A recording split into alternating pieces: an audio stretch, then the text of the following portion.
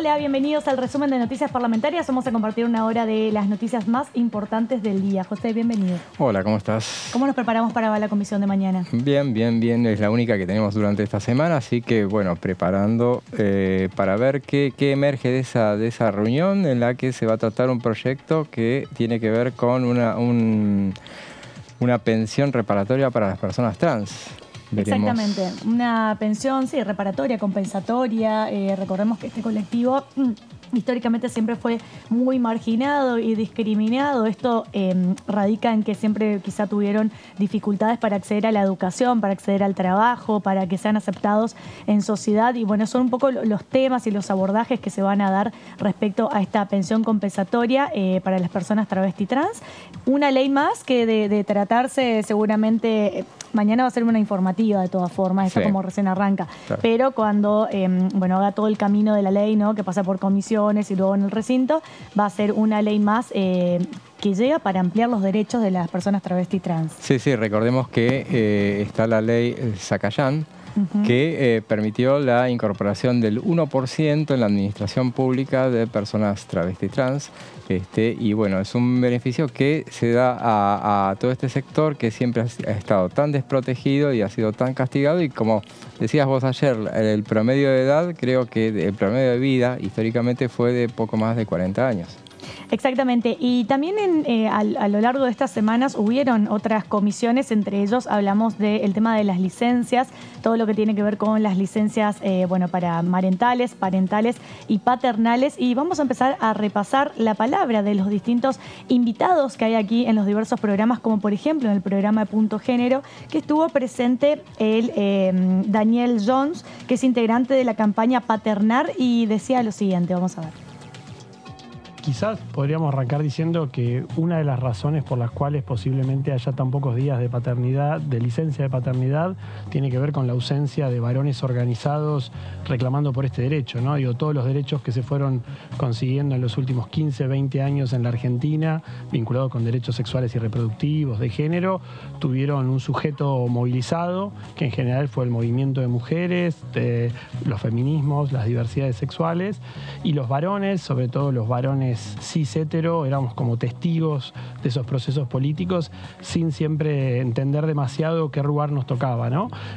Ahora, ya hace más de 2 años, como campaña Paternar, distintas organizaciones de la sociedad civil que trabajábamos la agenda de masculinidades, decidimos darnos un espacio para impulsar la ampliación de las licencias por paternidad y pensar también el rol de los varones en las tareas de cuidado, ¿no? Si bien el tratamiento parlamentario siempre fue una prioridad para nosotros, en simultáneo queríamos dar una discusión pública, una batalla cultural sobre cuál era la responsabilidad de los varones en estas tareas de cuidado que habitualmente se distribuyen de una manera muy asimétrica. Me parece que hay por lo menos dos razones, ¿no? La primera es que no siempre los varones nos reconocemos como portadores de género, es decir, los varones muchas veces pensamos que ser como somos y los problemas que tenemos que afrontar es algo del orden de la necesidad y que, digamos, organizarse para reclamar por esto sería algo como impensado, como ridículo, ¿no? Como que género es una cuestión de mujeres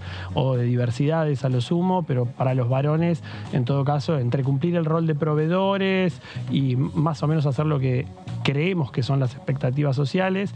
Y acá sumo la segunda parte. Vivir en soledad, esta imposibilidad de acompañar esos primeros días del nacimiento de un hijo y pensar que es un problema privado o íntimo y que por lo tanto no es sujeto de una demanda o de una ampliación de derechos, ¿no? Algo muy interesante de la campaña es que a medida que fuimos juntándonos a veces con delegados sindicales de base, ¿no?, ni siquiera grandes referencias, o con comunicadores sociales y periodistas, todos habían vivido en algún momento como un drama particular el hecho de no poder estar presentes, ¿no? Recuerdo sobre todo unos choferes de micro de larga distancia que contaban cómo a su compañero, cuando había regresado de Jujuy a ver a su mujer al conurbano, cuando logró regresar ya se le acabó la licencia y tuvo que volver a subirse a un micro para seguir manejando. Todos los vivieron como dramas únicos e íntimos y no como una base común por la cual demandar. Entonces, de alguna manera, el espacio de paternidad maternar también nació para interpelar a esos varones y para que aquello que el feminismo también nos enseñó, de que lo personal es político, intentar utilizarlo como una base para exigir esta ampliación de derechos. Y nos metemos de lleno en un tema que tiene que ver con actualidad, con todo en los medios de comunicación se estuvo hablando respecto a el problema y la enfermedad que implica la tartamudez, que lo padecen muchas personas en la Argentina y también a lo largo y a lo ancho del mundo. Y para hablar del tema y entender un poco de qué se trata, nuestro compañero José nos va a explicar y nos va a contar de que hay varios proyectos de ley presentados aquí en la Cámara Baja, en la Cámara de Diputados, de distintos legisladores y legisladoras que abordan este tema. En esta oportunidad él nos va a contar sobre un programa que tiene como objetivo la detección temprana y también un abordaje integral de la tartamudez. Vamos a ver de qué se trata. Gracias, Lu. Y bueno, y el disparador de todo esto, obviamente, es un tema que cruzó toda la semana, que fue la polémica que se dio a partir de los dichos del periodista Gabriel Levinas, referidos al tema de la tartamudez, a poner en duda la posibilidad de que una persona, si la sociedad está preparada para tener una persona tartamuda como presidente de la Nación o como candidato presidencial. Bueno, toda esa polémica que se dio en referencia al ministro del Interior, Eduardo Guado de Pedro, que, bueno, es una palabra, una frase claramente poco feliz que despertó muchas reacciones en el Congreso de la Nación, en todo el arco político, pero fundamentalmente en el Congreso de la Nación. Y bueno, nosotros hacemos hincapié en el hecho de que hay proyectos en esta Cámara de Diputados y que vale la pena, además de hablar del tema, en todo caso, tratar esas iniciativas, que ahora vamos a describir una de ellas en particular. Es un Programa Nacional de Detección Temprana y Abordaje Integral de la Tartamudez. Es un proyecto impulsado por la diputada Rosana Chala, que tiene como objetivo promover el bienestar y la inclusión social de las personas con tartamudez o disfluencia, así se llama, disminuir su severidad y mejorar la calidad comunicativa de las personas con su entorno. Recordemos, la diputada Chala ella es tucumana, fue ministra de Salud de la provincia de Tucumán y bueno, fue acompañada en esta iniciativa por los diputados Carlos Cisneros y Mario Leito. Son también del Frente de Todos y son también tucumanos, pero también después, si mirás ahí, el proyecto lleva el acompañamiento de un montón de diputados del Frente de Todos también, porque que se fueron sumando con el correr del tiempo. Me parece acá importante que este proyecto tiene como dos objetivos. Por un lado el bienestar y por otro lado la inclusión social, ¿no? Claro. El bienestar hace referencia a la cuestión quizá más médica, clínica que atraviesa el paciente, pero la inclusión social creo que es el punto más importante también de este tipo de proyectos de ley, justamente porque al tener las herramientas necesarias y la educación necesaria, lo que uno hace es bajar los índices de bullying por los cuales atraviesan y padecen estas personas. Por eso es muy importante hacer hincapié en eso que tiene que ver con la inclusión social de las personas que tienen esta enfermedad, porque de alguna manera hace que sea una sociedad mucho más igualitaria, mucho más justa, ¿no? Así es, y bueno, entre las funciones que tiene esta iniciativa se encuentran las de registrar los casos y establecer un sistema informático adecuado, elaborar una respuesta de contención y acompañamiento, difundir y capacitar en estrategias para optimizar la detección temprana, ofrecer información e instrumentos necesarios para un abordaje integral de este problema. Ahora pregunta, José, respecto a esto. Ahí habla de la detección temprana. Obviamente que no sos médico, ¿no? Y seguramente quizás tendremos que pero estudiamos el tema. Pero claro, seguramente conocés, por eso te lo pregunto. Sabemos de todo. Y lo que cuando se detecta de manera temprana esta enfermedad, de alguna manera uno podría llegar a disminuir la notoriedad que tiene ese tipo de enfermedad, o cómo sería la cuestión. Sí, dicen, por lo que dijeron todos estos días, y yo por eso vuelvo al caso que es el disparador de este tema, que es la polémica o la desafortunada frase de Gabriel Levinas, que sirvió para un poco concientizar un poco el tema para traer a la palestra este proyecto, por ejemplo, y para escuchar, por ejemplo, a especialistas que decían, por ejemplo, hoy escuchaba uno que contaba que es un problema totalmente atendible, hay que descubrirlo en su momento, hay que descubrirlo a tiempo, por eso este programa apunta a la detección temprana y es muy corregible entre los 6 y los 7 años. Ah, por eso. De ahí la importancia justamente de poder detectarlo a tiempo. Si lo detectás a tiempo tenés igual un rango o un margen bastante amplio, entre 6 y 7 años te da el margen de alguna manera para poder detectarlo, para que ya no sea, no sé si es reversible o irreversible, pero quizá para poder tener la medicación necesaria o quizá los tratamientos necesarios para bajar el efecto que produce esa enfermedad. Claro, ¿no? es un tema que es hereditario, este tema, y por lo que vamos a ver en otras placas más adelante, pero ya me voy a auto-spoilear ya, pero bueno, se da entre los 2 años y medio a los 4 o a los 9 años de edad. Se puede detectar y lo más temprano que empieces a tratar de atenderlo, mejor para solucionarlo, que es un tema que es recuperable totalmente.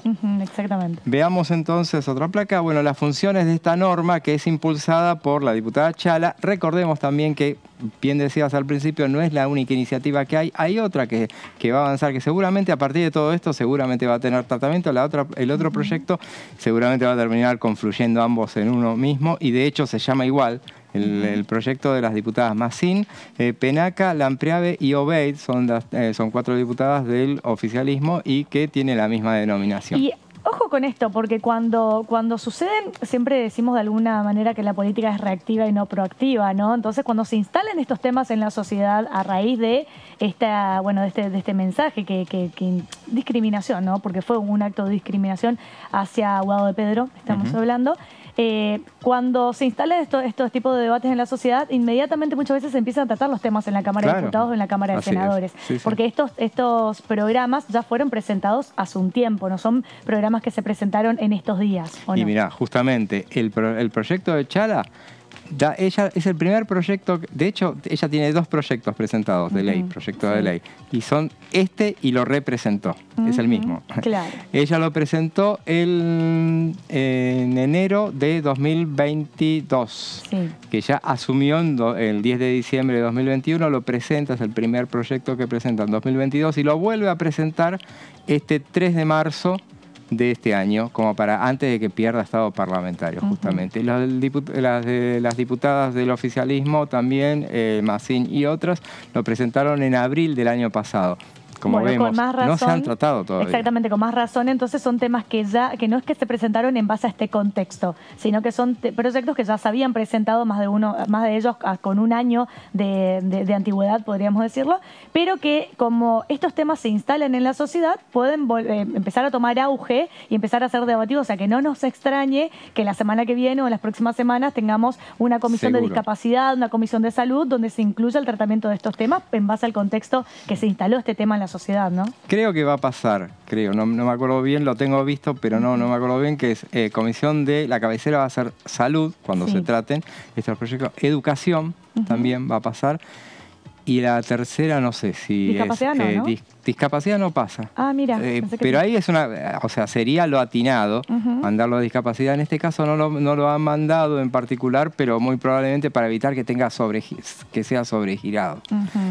Creo que es o presupuesto o legislación general. Legislación general, me parece. Pero sabemos que salud y educación seguro pasa por esas dos comisiones. Claramente uno para atender la cuestión más que tiene que ver con el tratamiento médico, y educación también uno dirá, bueno, ¿por qué educación? Porque este tipo de proyectos de ley es sumamente importante elaborar un plan para capacitar a la gente, para concientizar a la gente. Cuanto más capacitados estamos, eso hace y disminuye que haya el efecto del bullying en la sociedad. Sí, totalmente. Y además la detección.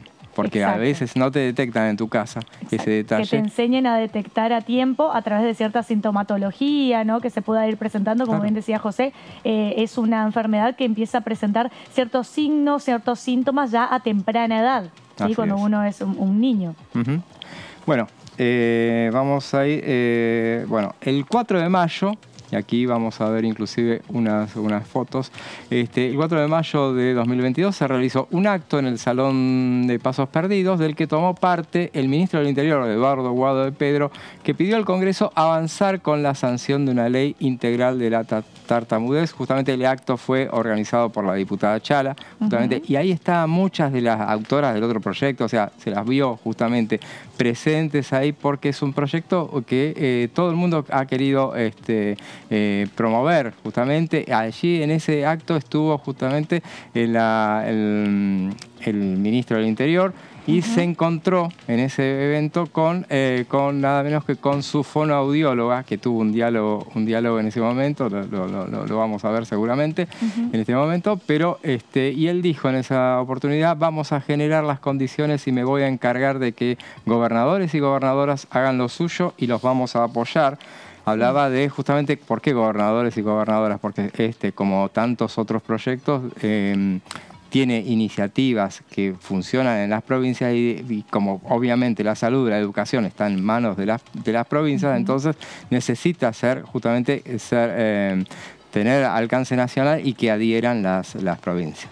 Y claro, cada provincia después va adecuando su legislación seguramente a su normativa interna y a su normativa provincial. Lo hablábamos detrás de cámara, pero decíamos con José, este tema me hace acordar a la película El discurso del rey, que es una película, podríamos decir, ya tiene varios años, y que refleja bien cómo es el rol justamente de un político, de un rey, en una comunidad que padecía este problema, que padecía esta enfermedad, y cómo pudo de alguna manera asesorarse y poder, ¿cómo se diría? Poder controlar esa enfermedad, claro, ¿no? Sí, para poder disertar. Claro, y justamente, y es recordado en la historia como por su rol fundamental que tuvo en la guerra, durante la guerra.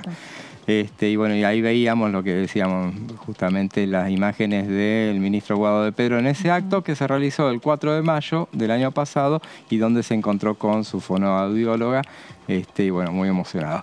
En ese acto también la diputada Chala dijo que puso de reflejo la experiencia, de relieve, la experiencia que tuvo en Tucumán, donde contó que se construyeron 23 centros de atención para darle accesibilidad y concientizar sobre esa patología. O sea, las provincias ya vienen trabajando mucho. Como en muchos temas, José. Claro. Muchas veces los temas que hablamos aquí dentro de la Cámara de Diputados son temas que en la mayoría de las provincias ya están legislados, incluso como normativas provinciales, donde las propias legislaturas de las provincias ya abordan estos temas. Entonces eso también sienta después cierto precedente para que la nación se haga cargo de esto, o sea, eco de estos temas, ¿no? Y es un tema un poco de ida y vuelta, porque después las provincias terminan adecuándose más prestamente con lo que dispone también la nación, pero en muchas oportunidades llevan la iniciativa. No todas las provincias, pero muchas sí.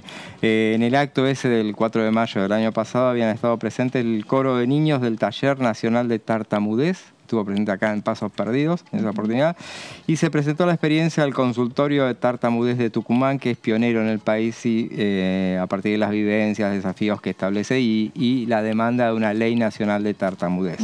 Bueno, el proyecto que prevé beneficiar a las personas con tartamudez y disfluencia con la cobertura del 100% en las prestaciones para las prácticas de detección temprana, diagnóstico, tratamiento, abordaje integral y seguimiento de los sistemas. Muchas veces el tema de la parte económica afecta fuertemente, o sea, entonces...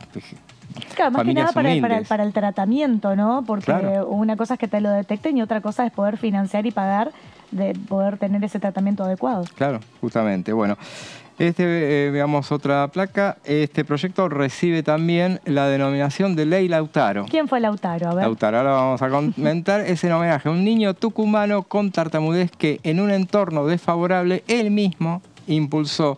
Es muy chico, pero él impulsó la creación del primer consultorio público para tartamudez o disfluencia. Y bueno, a partir de esta experiencia que impulsó este chico, ¿Se sabe esto de qué año es que impulsó este chico? Esto es muy reciente. Fue de los años de 2010, entre 2017 y 2019. Es reciente. Sí, lo pregunto por una cuestión de que si quizá en ese momento era menor de edad. Lautaro es chico, sigue siendo chico. Porque sería muy interesante de poder contar cuando se hacen las reuniones informativas aquí, poder contar con el testimonio de él, pero claramente sí es un... Él estuvo en la presentación del proyecto, no en este día, el 4 de mayo, ese que mencionábamos, pero sí en la presentación del proyecto que hizo la diputada y contó su experiencia. Y, por ejemplo, a partir del impulso que le dio, se creó un programa provincial cuyo éxito tuvo repercusiones en otras provincias. Dicen que, y bueno, la idea es trasladarlo hacia esto. La única diferencia tal vez que con la otra iniciativa, la de la diputada Mazzini y otras diputadas del oficialismo, es que, bueno, lleva como subtítulo la denominación de Ley Lautaro. Por lo general siempre todas las leyes toman como algún caso referente para denominarlos de esa manera, ¿no? Por ahí con un caso que suele ser generar una conmoción en la gente, se los termina apodando con estos nombres. Claro, y eso es bueno porque si le das un nombre propio a una ley, a lo mejor prende más. Claro, exactamente. Así es. Bueno, veamos la próxima placa. Vamos a ver qué decía en la presentación del proyecto. Justamente Lautaro contaba su historia y decía que es algo que debe ser tratado. Contaba la experiencia, o sea, qué es lo más terrible para un chico con tartamudez. La burla. Claro. La burla era muy constante, decía: yo sentí un vacío enorme, espero que salga la ley pronto para que chicos de otras provincias puedan acceder a la ayuda que yo recibí. Justamente. Y ahora vamos a contar algunos detalles puntuales de lo que es la tartamudez. Bueno, afecta a 1 de cada 100 personas y en su mayoría son varones. Mira. Este detalle importante, o sea, claro. Es verdad lo que decís, si uno lo puede ver por ahí lo que refleja en las películas, ¿no? Yo por lo menos reconozco 2 películas que reflejan estos casos. Siempre son hombres los protagonistas que tienen esta enfermedad. Es un detalle, yo no caí a partir de la búsqueda de información de este caso, en ese detalle que es la mayoría, no es que sean todos, pero sí. Esta falta de fluidez en el habla se puede presentar como prolongaciones, repeticiones, silencios largos y bloqueos. No siempre es detectado, justamente. Por eso es importante que sea apoyada la familia para que lo pueda detectar, y por eso es importante que en la escuela, si no se dieron cuenta en su entorno familiar, atiendan esa situación, porque si en la medida que lo atrapen, lo tomen, lo alcancen a tiempo, puede ser más fácil de revertir. Porque quizá cuando son tan chiquitos, por ejemplo, acá habla de a los 2 años y medio. Claro, los niños están aprendiendo a hablar a esa altura. Pero bueno, es ahí donde uno tiene que tener la educación necesaria para poder identificar si en ese habla hay una cuestión de quizá una habla más tardía o hay realmente una cuestión patológica, una cuestión de una enfermedad que requiere una intervención lo más inmediato posible, ¿no? Claro, porque no dan discurso los chicos, obviamente. Por eso estamos hablando hay que detectarlo hacia 2 años y medio, 4 años o a los 9 años de edad, que son cuando se puede presentarse esa situación. Por eso dicen que es importante la consulta con un especialista en el tema. Siempre es importante ante cualquier duda. El 80% de los casos se logra revertir, y eso es un dato importantísimo. Y es un número muy alto. Claro. 80% de los casos es una cifra para tenerla en cuenta. Siempre hay algo para hacer, explica la Carolina Salguero, que es una licenciada en fonoaudiología, especialista en disfluencia. Esto en esta investigación hemos cosechado a ver qué es datos que podíamos recabar. A ver. Y veremos en otra placa. Bueno, Eduardo Valdés, él lo dijo en esa reunión del 4 de mayo del año pasado. Él es presidente de la Comisión de Discapacidad, por eso su presencia en ese encuentro también. Y él contaba que se estima que en la Argentina hay aproximadamente 1 millón de personas que tienen tartamudez. Y la reacción del entorno es determinante, tanto para su detección como para su abordaje y tratamiento, y fundamentalmente para su calidad de vida. Y él pedía también al sistema de obras sociales que cumpla con la ley y no deje sin cobertura a las personas con necesidades especiales. Y teniendo en cuenta, como bien decía José, que tiene un 80% de probabilidades de ser revertido. Claro. Entonces, qué importante que es la detección temprana. Pero para poder detectar tenemos que estar asesorados de cuáles son los índices que a nosotros nos indicarían que habría que tomar una intervención. Y son cuestiones que hacen a la calidad de vida de esas personas, esos chicos que viven atormentados durante toda su existencia si no lo logran revertir esa situación. Veamos otra placa donde veremos cómo se trabaja con la escuela. Y esto es fundamental, por eso pasa por la Comisión de Educación, por eso es tanta insistencia nuestra en decir que, bueno, ahí es clave la tarea de la escuela. El docente debe estar informado para no corregir al niño y generar más dificultad. Justamente hay que capacitar al docente para ver cómo se maneja ante una situación así, porque aparte si te corrigen más te afectan. La dificultad justamente no mejora con la corrección, sino con el modelo de la comunicación, y estos detalles son los que mencionaba recién la especialista. Exacto, y ahí me parece muy importante porque qué importante es que los docentes estén capacitados respecto a este tema, porque quizá en ese rol de docencia, porque todos los docentes en algún momento es su tarea corregirnos cuando nos equivocamos, ¿no? Pero si ahí dice que que tiene que ver con esta dificultad y la no corrección, sino con un tema de comunicación, no estar corrigiendo constantemente, sino aplicando otro tipo de técnicas, qué importante es que el docente se dé cuenta a tiempo, ¿no? Para no seguir agravando esa situación, y de ahí viene lo que tiene que ver con la capacitación. Seguramente que va a haber una amplia capacitación a los docentes, más a los docentes, podríamos decir, de escuela primaria, que son los que tienen estos niños de este rango de edad. Claro, así es. Y aparte, además también la licenciada Carolina Salguero decía que, por ejemplo, el docente debe tener un lenguaje de modelo pausado y trabajar los turnos de habla. Cada niño debe hablar a su turno, justamente. El estrés comunicativo aumenta la disfluencia, decía. Y por último, ¿cómo se trabaja la familia del niño? Se evalúa el estilo de comunicación familiar y se trabaja con los pensamientos, sentimientos, y se lo invita a respetar turnos. Cómo y cuándo habla el niño, no se lo corrige y no se completan las frases. Esto es una tentación que uno tiene cuando se incomoda ante la situación del chico que está sufriendo, para que piensa que está sufriendo y cree que lo ayuda completándole las frases. No hay que hacerlo. El mejor consejo: las burlas son muy dolorosas para el niño que tartamudea y deben ser eliminadas tanto como sea posible, ya que estas paralizan, tensionan, llenan de resentimiento y tristeza. Y aparte decían también ser tolerantes y esperar, uno de los requisitos más importantes para ayudar a vencer las trabas también. Y es un punto clave tanto en la casa, este último que decíamos, como en la escuela, porque esto lleva al silencio y al retraimiento de las personas que lo padecen, o sea, dejan de hablar. Eso es lo que les pasa.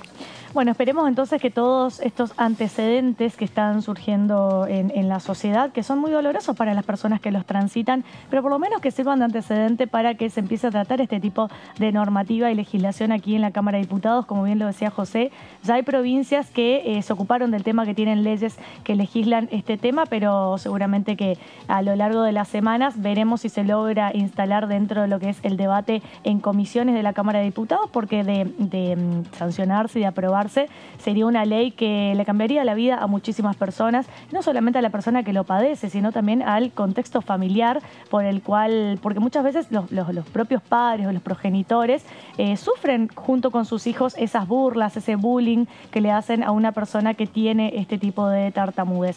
Y qué importante es hablar de la detección temprana, no solamente el abordaje integral, sino principalmente de la atención temprana, porque me quiero quedar con el 80% que decía José, que en el 80% de los casos es revertible, y cuanto más temprano se detecta, entre los 2, 4 y 9 años de vida, más posibilidades hay de que esa persona luego pueda tener un habla fluida y, en base a eso, bueno, evitar todo tipo de bullying y de burlas. Llegamos a la primera parte del programa, llegó el momento de ir a una pequeña tanda. Quédense con nosotros, que en minutos volvemos con más resumen de noticias parlamentarias.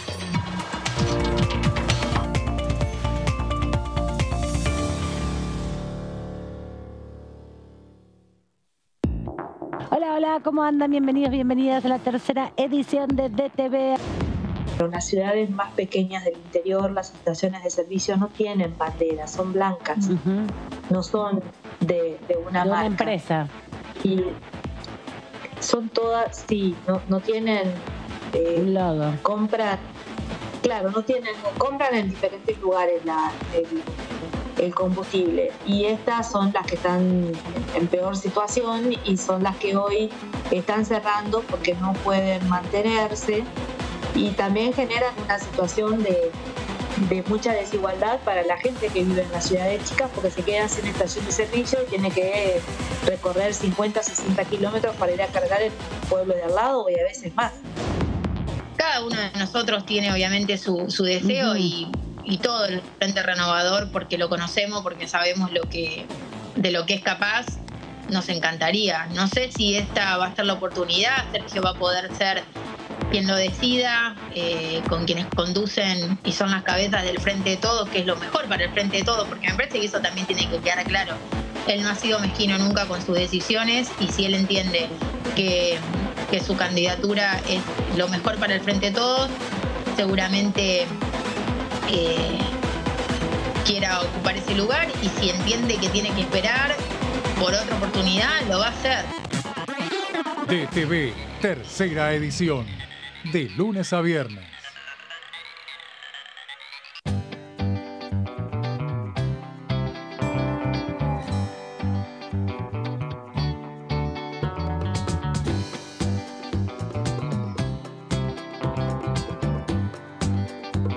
Para hacer visible y formalizar el trabajo en casas particulares, creamos el programa Registradas, generando empleo digno y de calidad. Inscribiendo a una trabajadora de casas particulares, formalizás un puesto de trabajo y asegurás que acceda a todos sus derechos. A través del programa Registradas, durante los primeros 6 meses, el Estado cubre el 50% del sueldo de las nuevas trabajadoras. Una herramienta para visibilizar, formalizar y reconocer el trabajo del personal de casas particulares. Argentina Presidencia.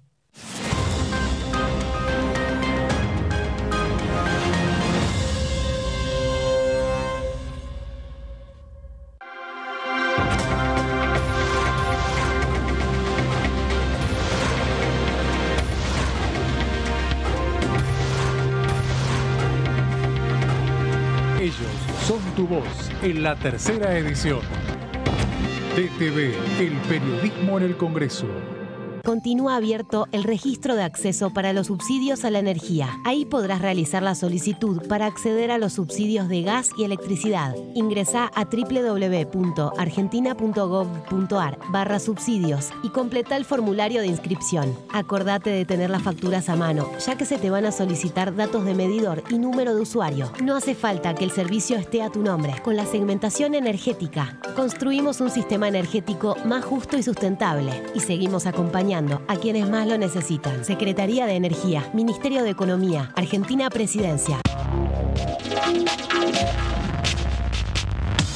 DTV es información, es diálogo y es análisis. DTV es pluralidad de voces, es libertad de expresión. DTV es federalismo. DTV es todo lo que un país en democracia tiene que ser. DTV es tu voz en el Congreso.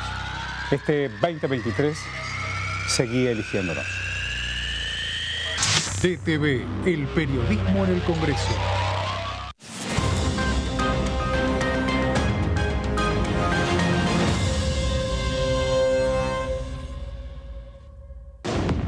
Bienvenidos a Mundo Villa, el primer programa periodístico de la Villa de la Ciudad, del conurbano y de todo el país. Hay 2,5 millones de personas en la provincia de Buenos Aires viviendo en asentamientos o villas y 1.800.000 viviendo en countries. Esa es una sociedad partida, ya hay 2 guetos.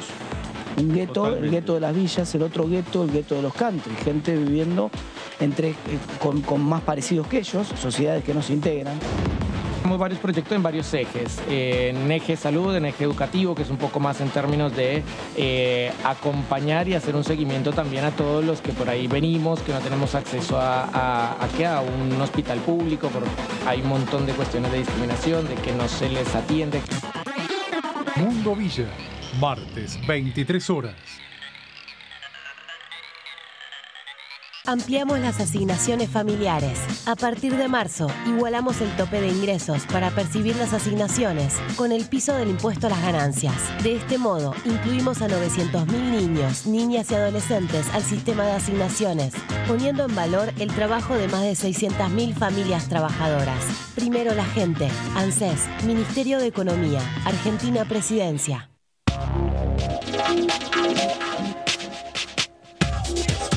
DTV es información, diálogo, análisis. DTV es federalismo, pluralidad de voces, libertad de expresión. DTV es todo lo que un país en democracia tiene que ser. DTV es tu voz en el Congreso. Este 2023, seguí eligiéndonos. DTV, el periodismo en el Congreso.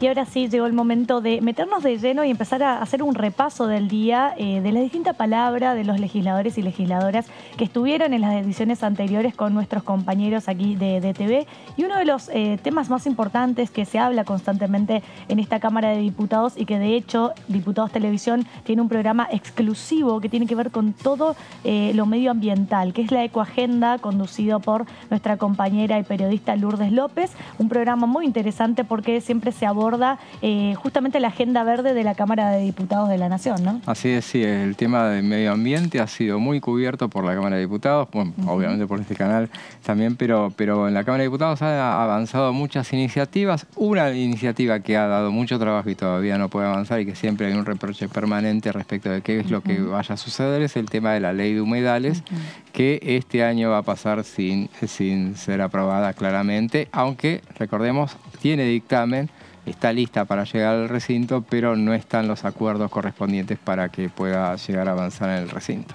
Así es, y hablando de medio ambiente, vamos a ver qué decía la diputada nacional Graciela Camaño respecto a los recursos naturales.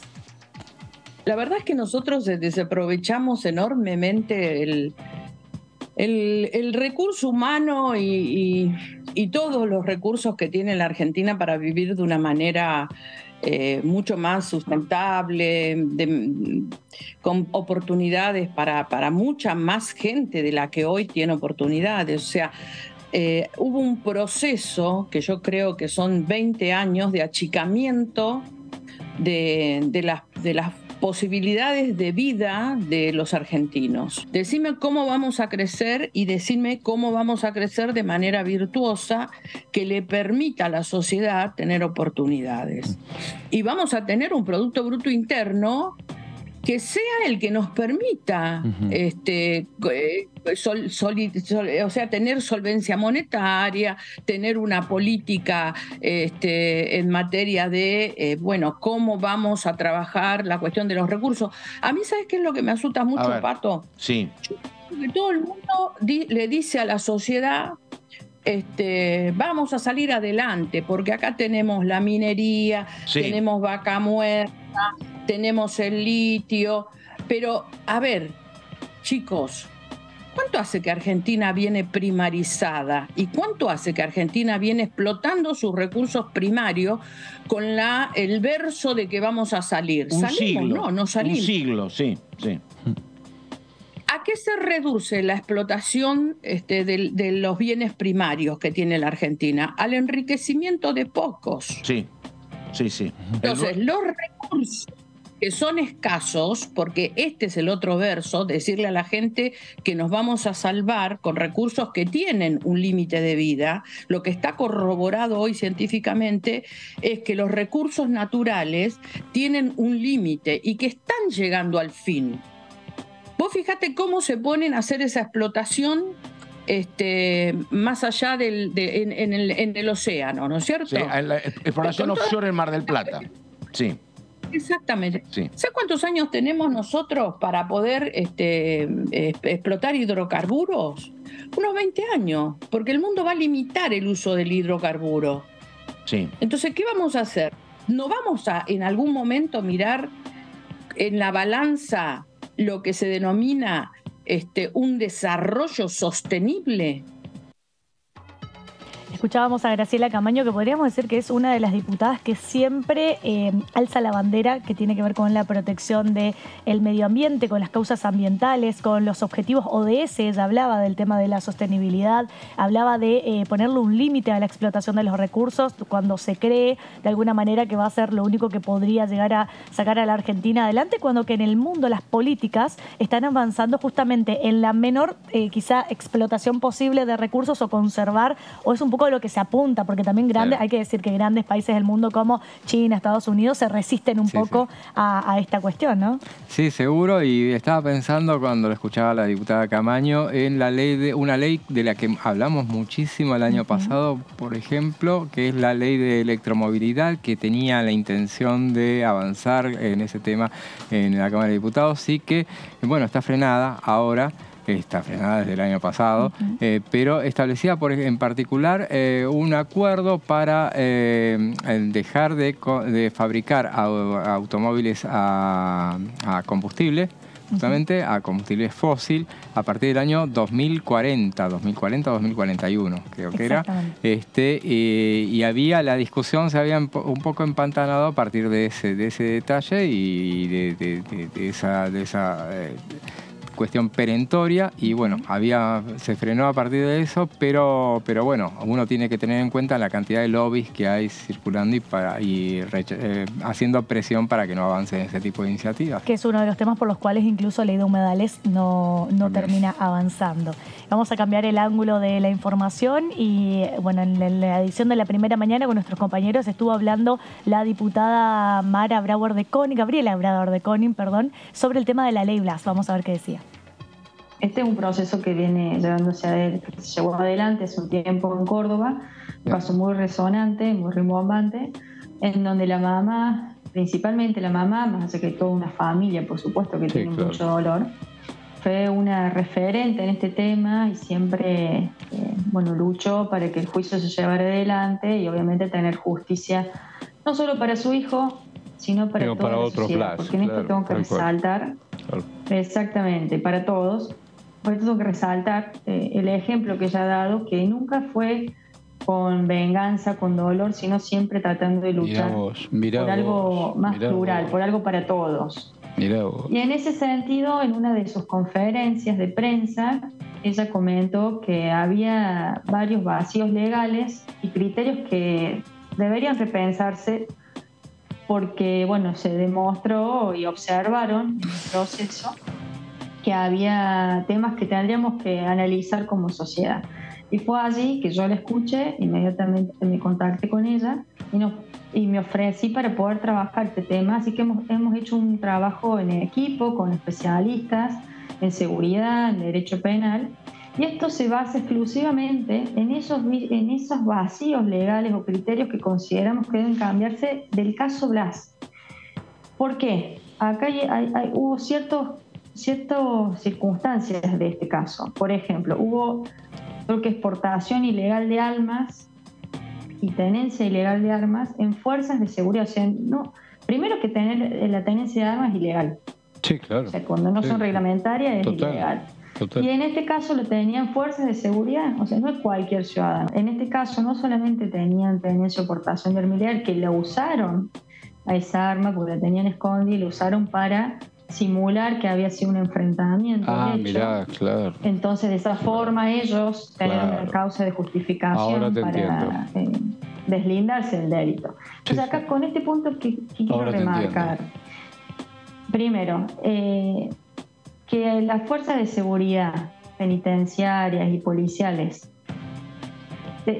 agravar cuando tienen tenencia ilegal de arma, porque acá no hace falta capacitarse nada, no hace falta que una persona diga que la portación de arma ilegal es ilegal. O sea, un niño, una persona de 14 años ya sabe que eso está mal. El caso Blas es muy particular, yo no sé este caso específicamente, tendrá que evaluarse, pero en el caso Blas, estos policías hicieron un acto delictivo y manipularon la escena, incorporaron un arma trucha, un arma ilegal en ese lugar para simular un enfrentamiento.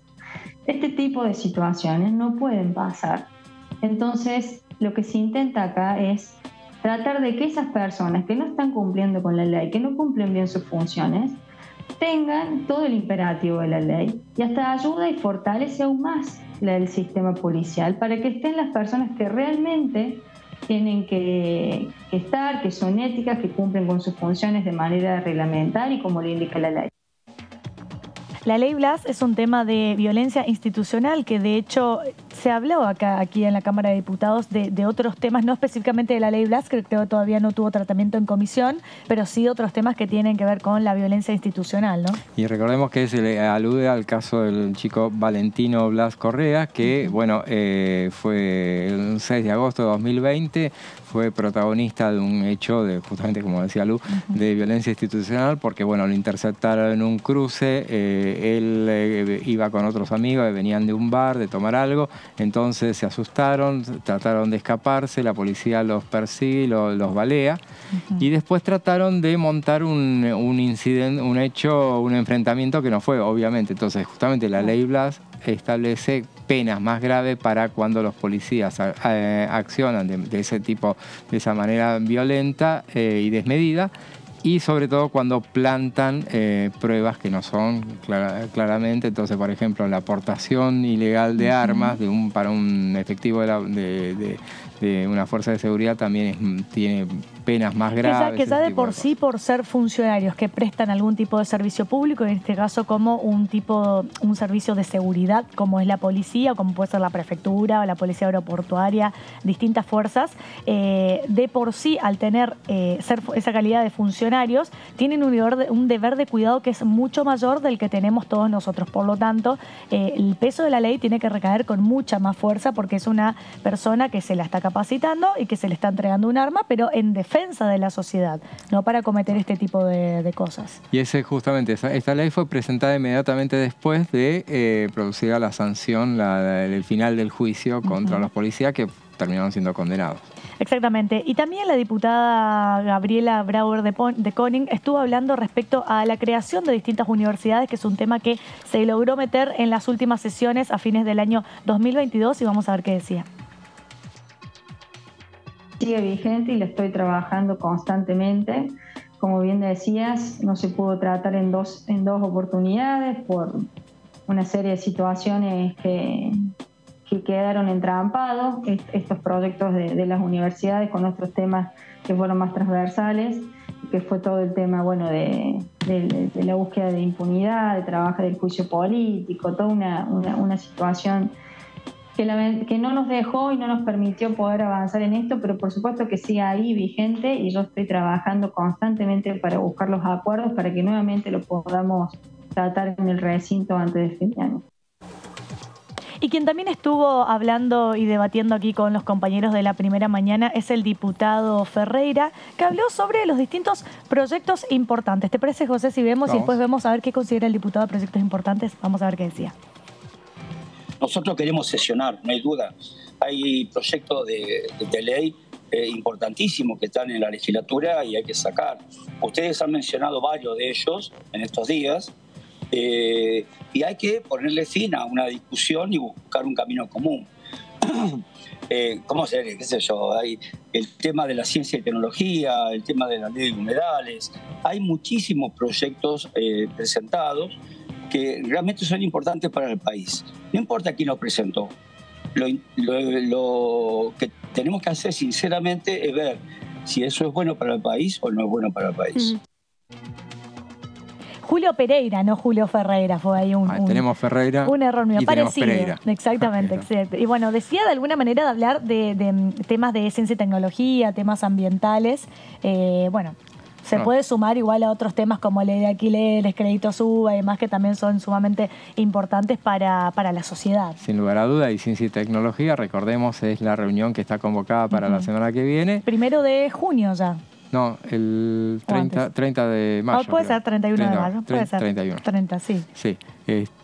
Y bueno, y se va a tratar ese tema, ese proyecto que apunta a política de largo plazo, que es un plan de ciencia y tecnología 2030, y es una cuestión que, conocedor del paño, cuando estuvo presente acá en la Cámara de Diputados el ministro del área, Daniel Filmus, pidió que emitan dictamen cuanto antes como para acelerarlo. Él sabe lo que es lo que es la tarea legislativa y sabe lo que pasa en los años electorales justamente, y este tema en lo que hay mucho consenso justamente necesita celeridad para que esté listo para llegar al recinto. Hablaste de la palabra consenso y Julio Pereira también estuvo hablando de ese tema y vamos a ver qué decía. Mirá, yo después de ser concejal, después de ser intendente tantas veces y diputado provincial, ahora nacional, realmente, me siento como inmovilizado. me gusta la acción, a mí me gusta que armemos cosas, que discutamos, que debatamos. No está ocurriendo eso, pero también hay que hacer un análisis que el tema de no encontrar también fue producto de un tiempo diferente que vivimos en el mundo, que fue el coronavirus, donde estuvimos encerrados durante bastante tiempo. Algunos estuvieron de acuerdo, otros no estuvieron de acuerdo, pero lo cierto es que no nos encontrábamos, no nos juntábamos. Y creo que eso le hace un daño a la democracia, no a un gobierno, sino a la democracia. Así que hay que juntarse más, a debatir, no imponer ideas, sino buscar entre todos la mejor idea que podamos construir. Y mañana 11 de la mañana recuerden que se reúne un plenario de comisiones, la Comisión de Mujeres y Diversidad aquí en la Cámara de Diputados, donde van a tratar el tema de una pensión reparatoria, justamente ahí lo tenemos, pensión reparatoria para las personas travesti trans. Entre ellos tenemos distintos invitados, que fueron invitadas la representante especial de Argentina sobre orientación sexual e identidad de género del Ministerio de Relaciones Exteriores, Comercio Internacional y Culto, Alba Rueda, subsecretaria de Políticas de Diversidad del Ministerio de Mujeres, Género y Diversidad de la Nación, Agustina Ponce, interventora del Instituto Nacional contra la Discriminación, la Xenofobia y el Racismo, INADI, Greta Pena, subsecretaria de Diversidad de Tierra del Fuego, Antártida e Islas del Atlántico Sur, Victoria Traviese, directora de Políticas de Diversidad de la Provincia de Buenos Aires, Daniela Castro, directora de Diversidad del Chaco, Úrsula Savarese, directora general de Proyectos de Niñez, Adolescencia y Juventud y Género del ANSES, Paula Ferro, y el director nacional de Población, RENAPER, Mario Fagalde, entre otras organizaciones, quienes van a ser los que van a disertar sobre este tema de la pensión reparatoria para las personas travesti trans. Así que al parecer va a ser una comisión que va a durar, yo le diría, unas 3 horas seguro, ¿no? Tranquilamente, aparte no hay otra actividad, así que lo que sí van a trabajar en base a 3 proyectos, que uno está presentado por la presidenta de esa comisión, que es la diputada Mónica Macha, otro está presentado por la diputada cordobesa Gabriela Esteves y otro por la porteña Mara Brauer. Son 3 iniciativas, van a tratar de alcanzar un consenso para establecer un texto único. Tres textos, 3 proyectos sobre el mismo tema. Sobre el mismo tema, justamente, y tratarán de unificar el texto para cuando llegue, por eso hablaba Lu de una reunión informativa. En estas reuniones informativas, por ejemplo, no se necesita quórum, se puede avanzar en la reunión porque es para escuchar a los invitados y seguramente esta será la única reunión informativa. Más temprano que tarde habrá una reunión en la que ya abordarán el texto, que en este caso ya tendrán tarea los asesores para ir unificando esas 3 iniciativas en un texto único, un dictamen que pueda quedar listo para llegar al recinto. Y es un tema muy interesante de hacer el seguimiento porque justamente en estas reuniones informativas es donde las diputadas autoras de los proyectos exponen el porqué. Y todos los proyectos no solamente tienen un articulado, sino que al final tienen un fundamento, ¿sí? Donde por lo general plasman ciertos datos de la realidad, ¿no? Con datos concretos sobre los cuales se fundamenta la necesidad de armar un proyecto de ley para poder proteger a este tipo de personas. Por lo general también a veces suelen venir invitados, personas que sufrieron en primera persona muchos casos, por ejemplo, de un rechazo en un trabajo, ¿no? Por una cuestión de discriminación, por ser de la comunidad travesti trans, o también la negación a la educación o al sistema de salud. Bueno, hoy en día Argentina tiene muchas estas leyes que cada vez va ampliando más el marco de protección para estas personas, una protección de derechos muy grandes, y que este tema de tratarse y aprobarse, no en esta comisión porque es informativa, pero sí cuando se junten para firmar el dictamen y pasa al recinto, es simplemente una iniciativa que se va a sumar para seguir de alguna manera protegiendo en los derechos. Sí, justamente, y el punto de partida seguramente sobre ese tema, lo hablábamos al principio del programa, fue hace casi 2 años cuando se aprobó la ley Diana Zacayán Loana Berkins. Es la de cupo laboral trans. Es una ley que establece un cupo obligatorio del 1% en el Estado Nacional para personas travestis, transexuales y transgénero. Una ley que le cambió la vida a muchísimas personas. Seguramente. Y lo podemos conocer en primera persona. Nosotros tenemos esta cámara, salen todas las leyes de aquí y siempre da el ejemplo. Por lo tanto, hay muchas personas que pertenecen a la comunidad travesti trans que trabajan aquí dentro de lo que es la Cámara de Diputados de la Nación, y uno puede hablar en primera persona con ellos y te cuentan cómo realmente esa ley les cambió la vida, porque les da la posibilidad de acceder a un trabajo en blanco y por lo tanto a una obra social y todo lo que tiene que ver con un trabajo formal. Y tiene que ver con los prejuicios, eso de no tomar.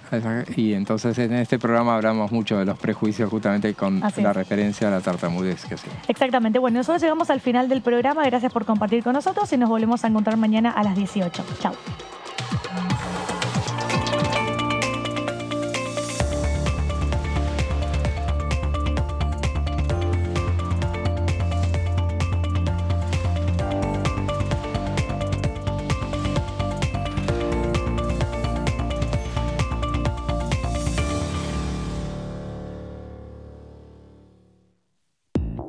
Hola, ¿cómo andan? Bienvenidos, bienvenidas a la tercera edición de DTV.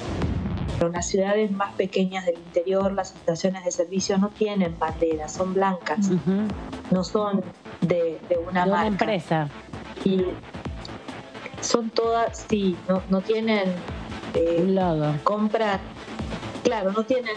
en diferentes lugares el combustible, y estas son las que están en peor situación y son las que hoy están cerrando porque no pueden mantenerse, y también generan una situación de mucha desigualdad para la gente que vive en las ciudades chicas, porque se quedan sin estación de servicio y tiene que recorrer 50, 60 kilómetros para ir a cargar en el pueblo de al lado, y a veces más.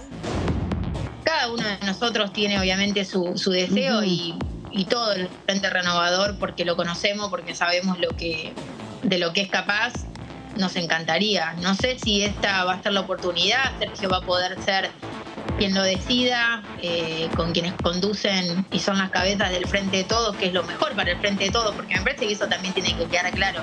Él no ha sido mezquino nunca con sus decisiones, y si él entiende que su candidatura es lo mejor para el Frente de Todos, seguramente quiera ocupar ese lugar, y si entiende que tiene que esperar por otra oportunidad, lo va a hacer. DTV, tercera edición, de lunes a viernes.